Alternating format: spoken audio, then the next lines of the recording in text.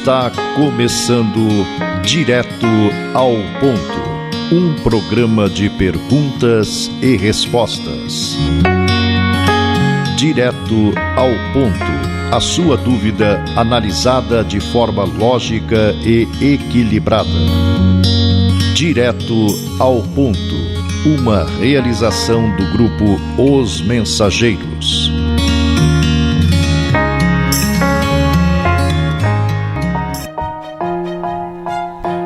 Alô amigos, aqui estamos para conhecer as respostas que você procura perante as dúvidas e conflitos apresentados pela vida na visão filosófica, científica e religiosa do Espiritismo. Indo direto ao ponto, vamos à primeira pergunta do programa de hoje. Com base no Espiritismo, como entender as chamadas mortes prematuras? A generalização não é a regra que possa ser considerada diante da imensidão de informações e revelações oferecidas pelo Espiritismo. Como afirmado por um espírito no Evangelho segundo o Espiritismo, nada ocorre sem uma finalidade inteligente e tudo o que acontece tem a sua razão de ser.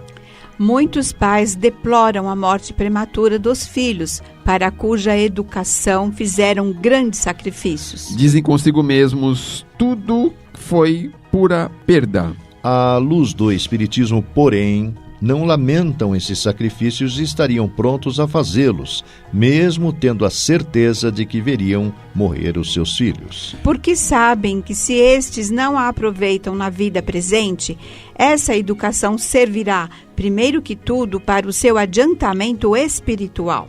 Que serão aquisições novas para outra existência. Que, quando voltarem a este mundo, terão um patrimônio intelectual que os tornará mais aptos a adquirirem novos conhecimentos. Como essas crianças que trazem ao nascer ideias natas, que sabem, por assim dizer, sem precisarem aprender.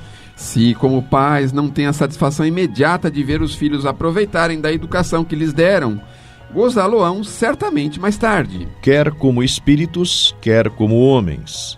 Talvez sejam eles, de novo, os pais desses mesmos filhos que se apontam como afortunadamente dotados pela natureza. Que devem ter as suas aptidões a uma educação precedente. Assim também, se os filhos se desviam para o mal pela negligência dos pais, estes podem vir a sofrer mais tarde desgostos e pesares que aqueles suscitarão em nova existência. Realmente, quando a morte se faz presente nas nossas famílias, levando sem critério os jovens antes dos velhos, dizemos muitas vezes: Deus não é justo, já que sacrifica aquele que é forte e com um futuro pela frente, para conservar aqueles que já viveram longos anos cheios de decepções. Enfim, leva aqueles que são úteis e deixa aqueles que não servem para mais nada. Parte o coração de uma mãe, privando-a da inocente criatura que fazia toda a sua alegria. Aconselho os espíritos superiores que é nisso que temos necessidade de nos elevarmos acima do plano terreno da vida, para compreendermos que o bem está muitas vezes onde se acredita ver o mal.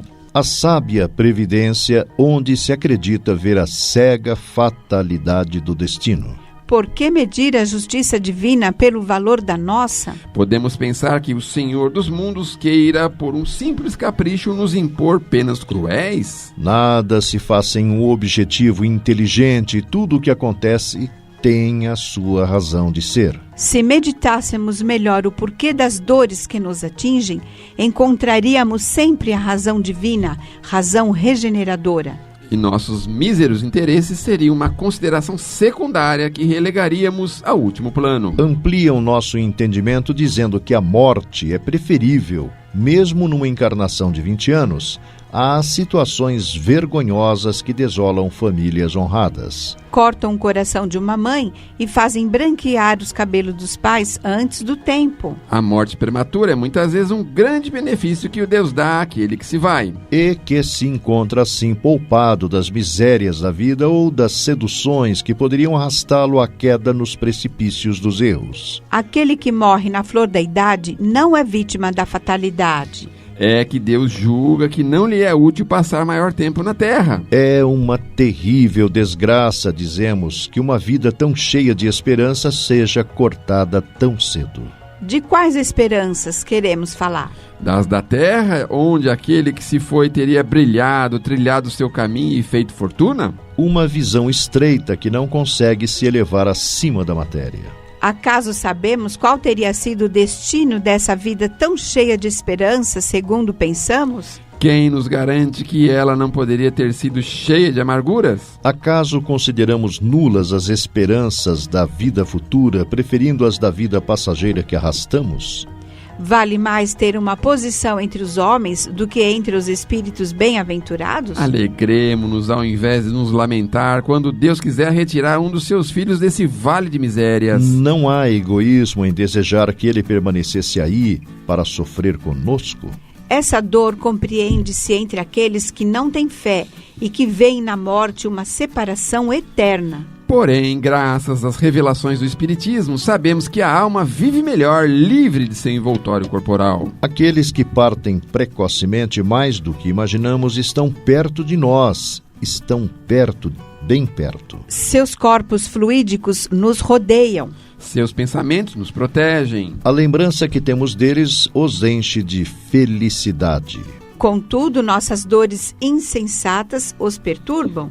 Elas denotam uma falta de fé. São uma revolta contra a vontade de Deus. Auxiliando-nos a entender a questão das mortes prematuras, a doutrina espírita assegura-nos que chegaram ao seu fim previsto. São, em geral, complementares de existências anteriores, truncadas por causa de abusos ou excessos. Quando, em consequência de hábitos desregrados, se gastarem os recursos vitais antes da hora marcada pela natureza, tem-se de voltar a perfazer numa existência mais curta.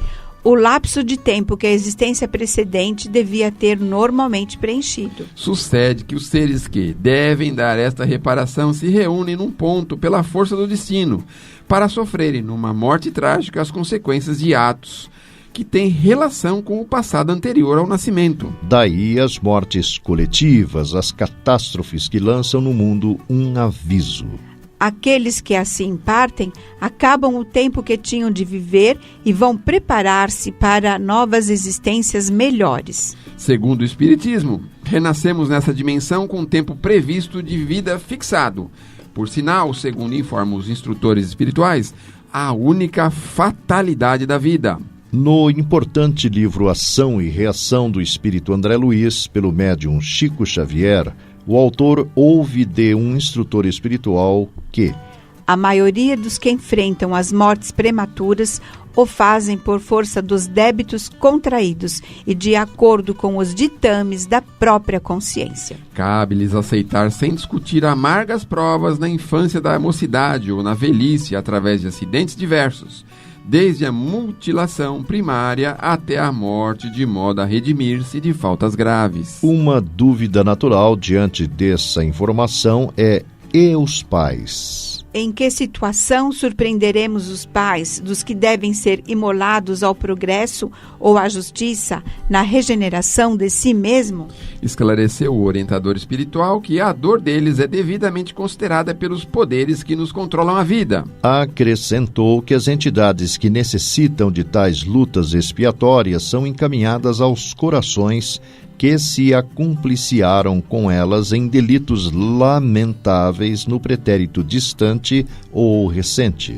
Ou ainda aos pais que faliram junto dos filhos em outras épocas. A providência divina objetiva fazer que aprendam na saudade cruel e na angústia inominável o respeito e o devotamento, a honorabilidade e o carinho que todos devemos na terra ao Instituto da Família. A dor coletiva é o remédio que nos corrige as falhas mútuas. Essa é a razão pela qual os que entendem a vida espiritual devem vibrar os batimentos do próprio coração em favor desses entes amados. E se pedirem a Deus que os abençoe, sentirão em si mesmos aquelas consolações poderosas que secam as lágrimas. Aquela fé consoladora que mostrará o futuro prometido pelo soberano Senhor. Estamos apresentando Direto ao Ponto. Numa palestra que assisti, o expositor fez referência à população espiritual do planeta Terra. O que ele quis dizer? Para entendermos isso, é preciso conhecer a visão original e revolucionária oferecida pelo Espiritismo. Revelaram os espíritos ouvidos por Allan Kardec quando da organização da obra básica da doutrina conhecida com o Livro dos Espíritos. A infinidade de corpos celestes observados no cosmos, que tanto admiramos nas noites estreladas, na verdade são mundos habitados. Escreveram que o universo é ao mesmo tempo um mecanismo incomensurável, conduzido por um número não menos incomensurável de inteligências. Um imenso governo em que cada ser inteligente tem sua parte de ação sob o olhar do soberano Senhor, cuja vontade única mantenha unidade por toda parte. Sob o império desse vasto poder regulador, tudo se move, tudo funciona numa ordem perfeita. O que nos parece perturbações são movimentos parciais e isolados que só nos parecem irregulares, porque nossa visão é circunscrita. Se pudéssemos abarcar o seu conjunto, veríamos que essas são apenas aparentes e que se harmonizam no todo. Disseram ainda que o nosso globo, como tudo o que existe, está submetido à lei do progresso. Progride fisicamente pela transformação dos elementos que o compõem e moralmente pela depuração dos espíritos encarnados e desencarnados que o povoam. Esses dois progressos se seguem e marcham paralelamente, porque a perfeição da habitação está em relação com o habitante. Fisicamente, o globo sofreu transformações, constatadas pela ciência, e que sucessivamente o tornarão habitável por seres cada vez mais aperfeiçoados. Moralmente, a humanidade progride pelo desenvolvimento da inteligência, do senso moral e do abrandamento dos costumes. Ao mesmo tempo em que se opera a melhoria do globo sob o império das forças materiais, os homens a isso concorrem pelos esforços de sua inteligência. Saneiam regiões insalubres, tornam mais fáceis as comunicações e a terra mais produtiva. Comparam os planetas às escolas de aperfeiçoamento dos espíritos que buscam a evolução ou a própria iluminação. Do ensinamento dado pelos espíritos resulta que os diversos mundos estão em condições muito diferentes uns dos outros quanto ao grau de adiantamento ou de inferioridade dos seus habitantes. Dentre eles, há os que ainda são inferiores à Terra, tanto física como moralmente. Outros são do mesmo grau e ainda há outros que são mais ou menos superiores em todos os sentidos. Nos mundos inferiores, a existência é toda material. As paixões reinam soberanamente, a vida moral é quase inexistente. À medida que esta se desenvolve, a influência da matéria diminui, de tal modo que, nos mundos mais avançados, a vida é, por assim dizer, toda espiritual. Nos mundos intermediários, há a mistura do bem e do mal, predominando um ou outro conforme o grau de seu adiantamento. Embora não se possa fazer uma classificação rigorosa e precisa dos diversos mundos, podemos, considerando-se sua situação, destinação e características mais acentuadas, dividi-los de uma maneira racional. Mundos primitivos, onde se dão as primeiras encarnações da alma humana. Mundos e expiações e provas, onde o mal predomina. Mundos regeneradores, onde as almas que ainda vão expiar buscam novas forças, repousando das fadigas da luta. Mundos felizes, onde o bem supera o mal. Mundos celestes ou divinos, morada dos espíritos puros, onde exclusivamente só reina o bem. A Terra pertence à categoria dos mundos de expiações e de provas. Por isso o homem é alvo de tantas misérias. Os espíritos encarnados em um mundo não estão ligados indefinidamente a ele. E não cumprem nele todas as fases progressivas que devem percorrer para chegar à perfeição. Quando atingem o grau máximo de adiantamento no mundo em que vivem, passam para um outro mais avançado, e assim sucessivamente, até que cheguem ao estado de espíritos puros. São, de igual modo, estágios em cada um dos quais encontram elementos de progresso proporcionais ao seu adiantamento. Para eles, é uma recompensa passar por um mundo de uma ordem mais elevada. como é um castigo prolongar sua permanência em um mundo infeliz. Ou ter que reencarnar num mundo ainda mais infeliz do que aquele que são forçados a deixar por terem persistido no mal. E esse trabalho se processa na condição de encarnados, ou seja, revestidos com o corpo físico, e desencarnados, quando sem o corpo desgastado pelo tempo ou por doenças. Jesus havia afirmado aos seus discípulos que não há coisa encoberta que não haja de ser manifestada, nem escondida que não haja de saber-se e fazer-se pública. Transcorrido um século da apresentação da proposta científica, filosófica e religiosa chamada Espiritismo, novas revelações começaram a surgir. Uma delas apresentada pelo Espírito Emmanuel através do médium Chico Xavier. Pode ser conferida no livro Roteiro, publicado em 1952. Sobre o planeta em que vivemos, diz no capítulo 10 o seguinte: de portas abertas à glória do ensino, a Terra, nas linhas da atividade carnal, é realmente uma universidade sublime. Funcionando em vários cursos e disciplinas, com 2 bilhões de alunos aproximadamente matriculados nas várias raças e nações. Naturalmente, esse número de seres humanos encarnados refere-se aos dados disponíveis no início da década de 50. Acrescenta, todavia, que mais de 20 bilhões de espíritos conscientes desencarnados estavam, portanto, matriculados nesta grande escola, observando ainda. Sem nos reportarmos aos bilhões de inteligências subhumanas que são aproveitadas nos múltiplos serviços do progresso planetário, cercando o domicílio terrestre, demorando-se outras faixas de evolução. Pondera ainda que, para a maioria dessas criaturas necessitadas de experiência nova e mais ampla, a reencarnação não é somente um impositivo natural, mas também um prêmio pelo ensejo de aprendizagem. Assim é que, sob a iluminada supervisão das inteligências divinas, cada povo, no passado ou no presente, constitui uma seção preparatória da humanidade à frente do porvir. Cada nação, diz ele, possui tarefa específica no aprimoramento do mundo. E ainda mesmo quando os blocos raciais em desvario se desencadeiam nas guerras, movimentam-se à procura de valores novos no próprio engrandecimento.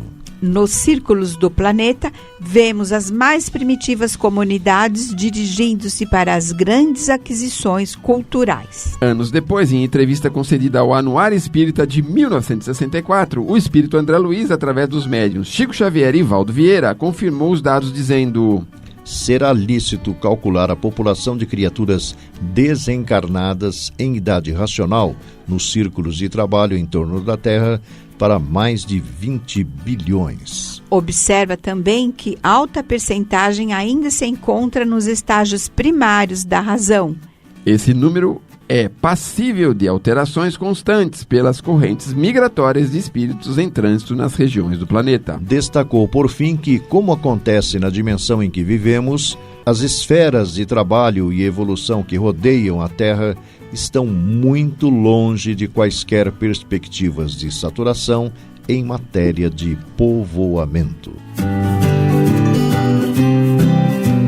Você está ouvindo Direto ao Ponto, uma realização do grupo Os Mensageiros. Qual a relação do espiritismo e a homeopatia?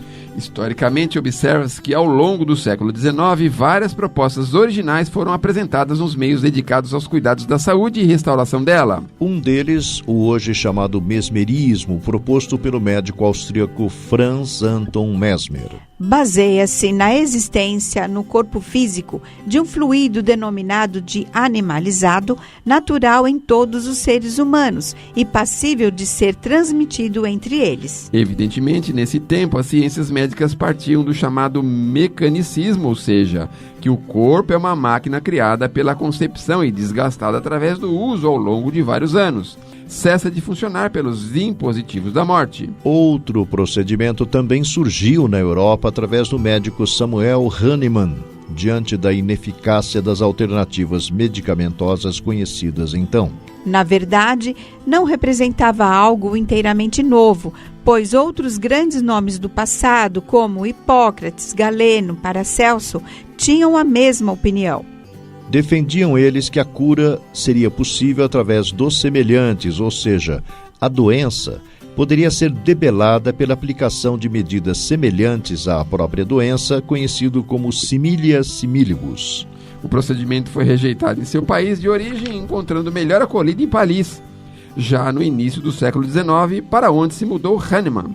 Desencarnado em 1843, o reencontramos pouco depois como espírito, integrando a equipe do Espírito da Verdade, responsável pela apresentação e materialização em nossa dimensão da proposta do Espiritismo. Com os conhecimentos dela advindos, vamos entender como funcionam os medicamentos homeopáticos, que quimicamente não conseguem ser detectados pelos processos disponíveis. A produção das alternativas múltiplas a serem utilizadas nos tratamentos homeopáticos consiste na dinamização dos princípios ativos neles utilizados.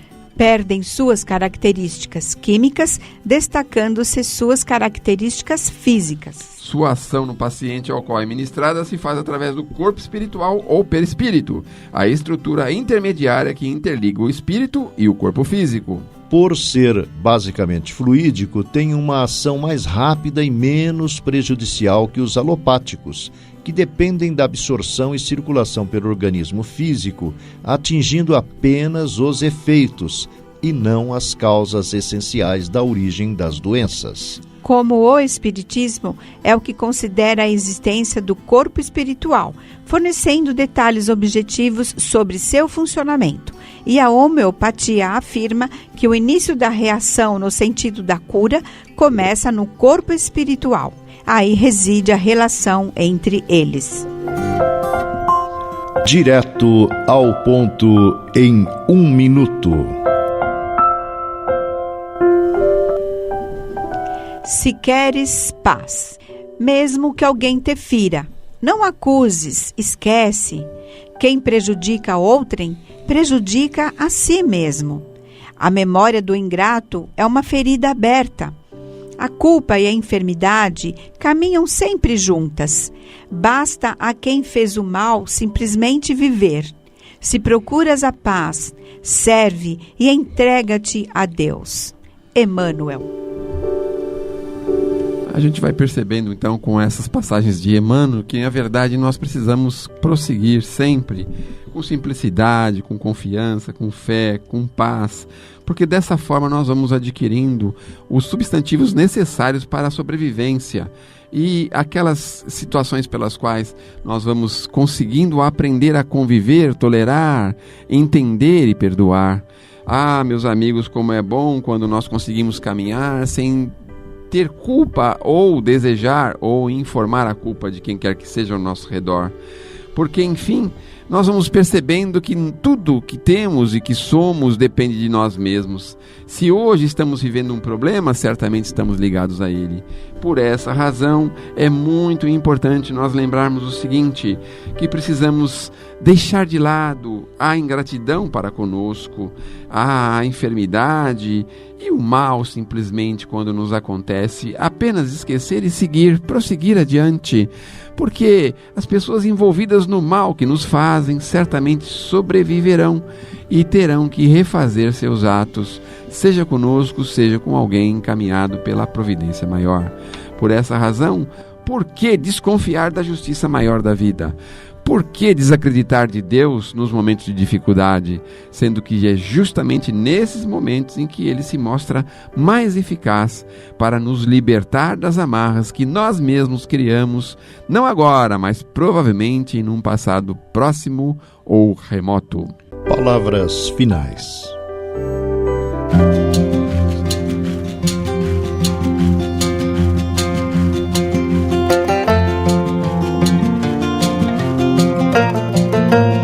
Grupo Espírita Os Mensageiros é uma entidade dedicada à difusão da mensagem espírita, sobretudo as recebidas pelo médium Francisco Cândido Xavier, e atua de forma absolutamente gratuita, tanto no Brasil como no exterior. Publica também o jornal Os Mensageiros. O Grupo Espírita Os Mensageiros tem também o seu braço social, a AME, que mantém atividades sociais no Glicério e em Carapicuíba, além de piedade. Venha conhecer-nos. Escreva-nos para se inteirar das demais atividades do grupo, enviando-nos sua correspondência para a Caixa Postal 522, CEP 01031 970, São Paulo, São Paulo, ou pelo endereço eletrônico mensageiros@mensageiros.org.br. Escreva, enviando-nos suas dúvidas, manifestando comentários ou opiniões. Na próxima semana, convidamos você para irmos direto ao ponto.